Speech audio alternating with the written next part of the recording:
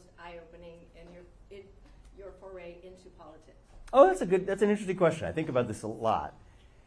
I think there's an interesting thing that happens in politics, and I have to admit that being a human being, I'm not immune to it and have not been immune to it, but I see it happening all the time in modern politics.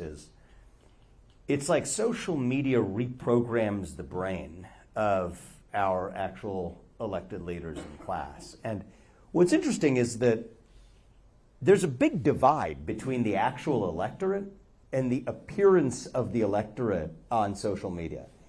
And I think one of the things I've gained an appreciation for is when I first entered politics, you think that that's a representation of what the public actually wants.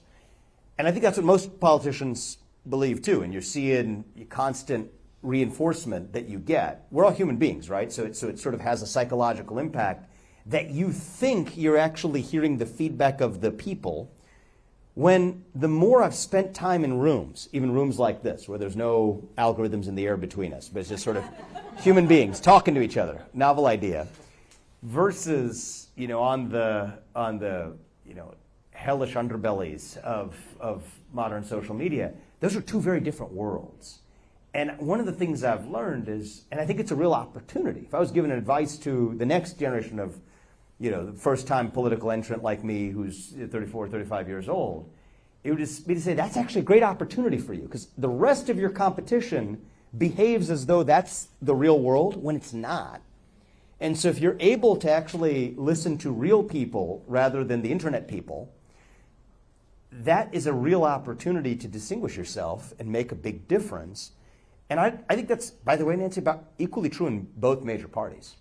I think it explains a lot about why, I'll give you my opinion, some of you may disagree, but most of the Democrat Party did not actually believe that math is racist. Okay? Most of the Democratic Party did not actually believe that it was a hallmark of whiteness to be punctual or to use the written word or to defund the police. But these are things that were said by one loud fringe in the party, but their inability, why did you never see a major leader disavow all of that nonsense? That's what cost him the 2024 election.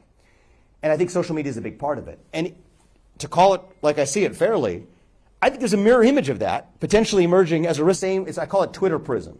Okay? Politicians find themselves in Twitter prison. They're afraid of their comment threads. And what that means is they're actually beholden to what is a loud but vocal, not minority, fringe minority that has held, frankly, certainly one of America's major two parties hostage, but if not soon, both of them.